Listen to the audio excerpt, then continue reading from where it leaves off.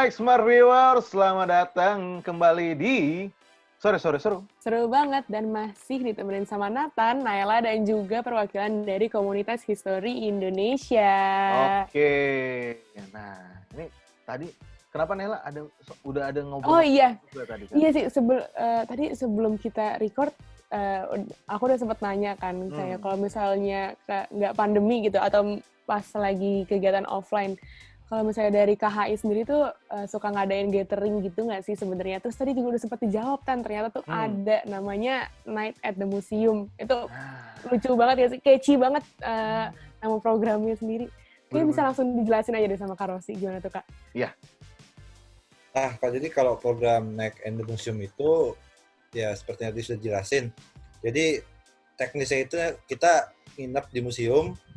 Dress code itu kita bener-bener kayak pesta piyama lah, baju tidur, terus perlengkapan tidur kayak macam bantal itu kita bawa gitu. Dan acaranya itu bener-bener kita nginep tidur, misalnya kita gelar sleeping bed lah di tempat-tempat yang biasa orang lalui ketika berkunjung ke museum gitu. Seperti yang tadi saya bilang, itu tuh lengkap banget dapatnya. Kita selain dapat edukasinya, lalu kita dapat silaturahminya, karena kan banyak orang ya, jadi kita nggak nginep di museum sendiri, enggak, itu siapapun juga mikir-mikir kali. Kayak di museum itu cuma sendiri gitu. Terus momen creepy-nya juga dapat gitu. Jadi museum yang sebagai dunia malamnya museum tuh kita benar-benar tahu, oh kayak gini ya suasana museum di malam hari itu kayak gini, sunyi, sepi gitu. Jadi pokoknya mungkin setelah pandemi ini berakhir dan udah berjalan normal lagi, mungkin Night at the Museum juga bakal diadain lagi ya. Amin. Amin. Harus dong. Ya, soalnya kita udah ada beberapa museum yang minta tawaran kita mau coba datangin ya Pak Coki ya, waktu itu yang kemarin Pak Coki. Betul. Ya. Jadi karena pandemi aja nih makanya belum sempat aja gitu. Ya. Nah, ini sebelum beranjak lagi ke pertanyaan-pertanyaan berikutnya, terakhir ngomongin mengenai Night at the Museum. Sebenarnya aku masih penasaran, dulu sebelum pandemi ya, kalau setiap kali ke kantor itu aku sering banget lewat Gatot Subroto kan. Di Gatot Subroto itu kan ada salah satu museum Satria Mandala gitu kan. Setiap kali aku lewat ke sana itu sering banget lihat di bannernya mereka ada Night at the Museum dari hari apa, bla bla bla bla bla gitu kan. Sampai sekarang aku masih mikir, esensinya maksudnya dalam arti pada saat kita memang nginep atau misalnya di malam-malam hari itu, kita dapetin apa sih mungkin pengalaman selain kayak pembelajarannya, apa yang berbeda gitu, mungkin yang membedakan dengan kita misalnya datang pada siang hari gitu ya, dan apalagi nginep gitu. Lebih apa aja sih yang kita kayak dirasakan pengalaman dari Karosi dulu boleh, abis itu nanti dari Pak Coki juga.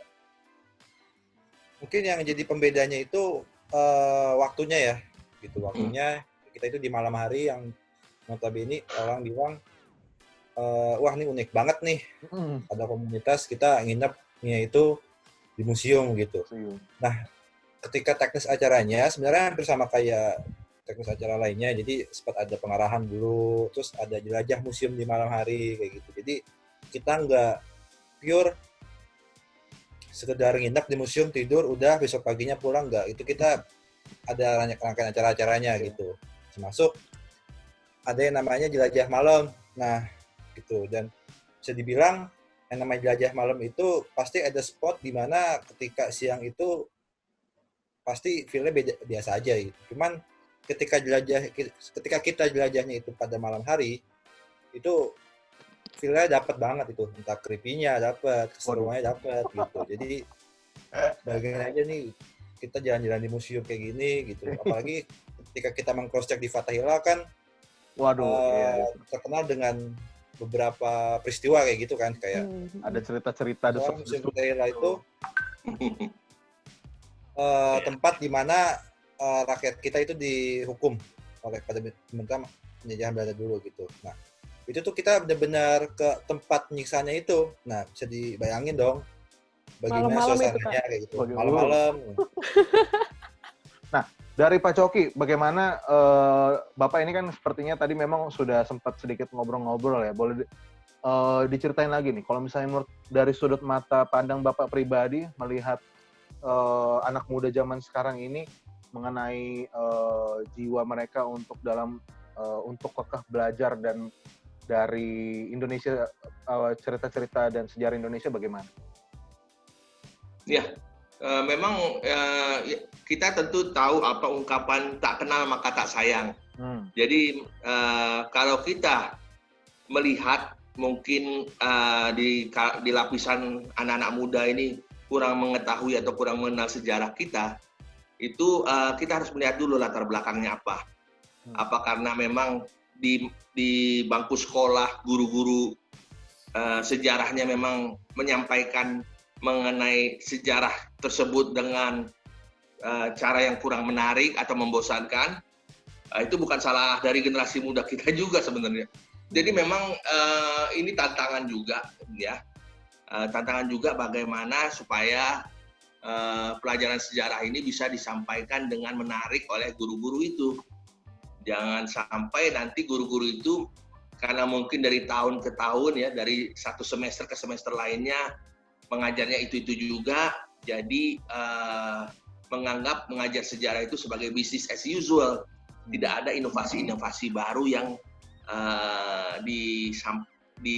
yang bisa membuat materi pelajaran sejarah itu menarik gitu. Nah, memang kalau kita lihat buku-buku pelajaran sejarah itu muatannya itu lebih banyak naratif ya, tapi tidak dilengkapi dengan gambar-gambar yang menarik gitu. Jadi memang saya pernah menghadiri satu diskusi dengan beberapa teman peminat sejarah, bukan hanya di KHI saja.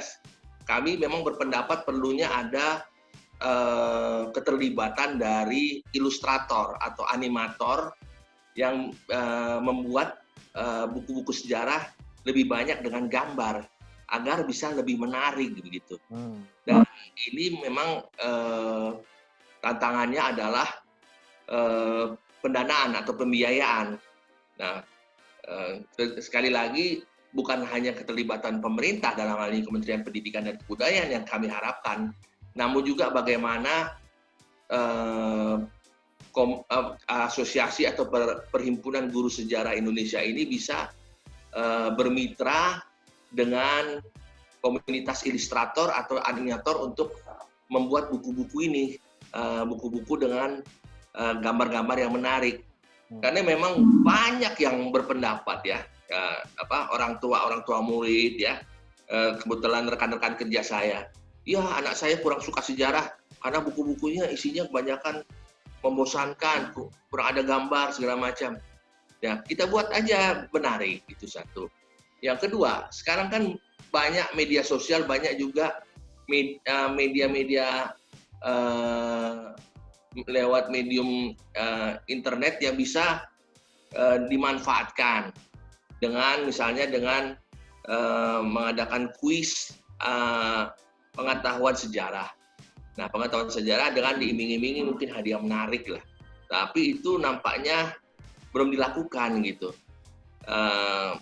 KHI belum beranjak ke sana karena memang untuk itu memang diperlukan pembiayaan dan perlu kemitraan dengan penyandang dana yang mumpuni gitu. Jadi tantangan kita di sini adalah bagaimana keterlibatan pemangku kepentingan gitu.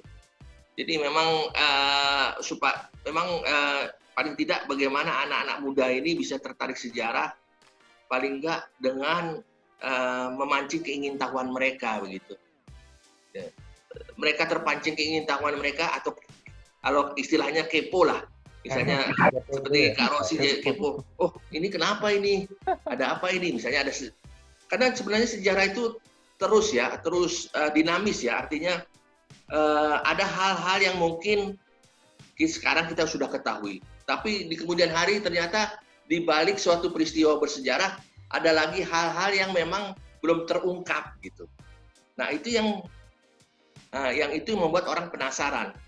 Nah, sense of curiosity ini, rasa penasaran ini justru yang membuat teman-teman anak-anak muda seperti Kak Rosi ini tertarik untuk belajar sejarah atau mengetahui sejarah. Betul ya Kak Rosi ya? Jadi karena kalau tanpa hal-hal yang membuat kita ingin tahu, bagaimana kita mungkin tertarik.